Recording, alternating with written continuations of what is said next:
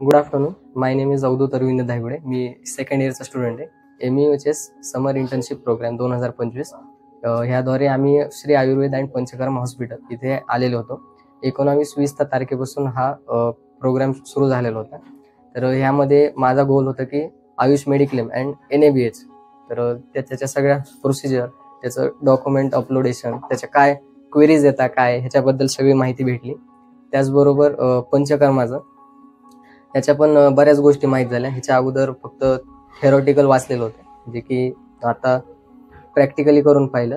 तर आणि त्याचबरोबर विजिट्स वेगवेगळ्या कॉलेजला, हॉस्पिटलला झाल्या. त्या पण विजिट्स कंडक्ट केलेल्या होत्या इथं. आणि त्याचबरोबर सरांचं गायडन्स लागलं.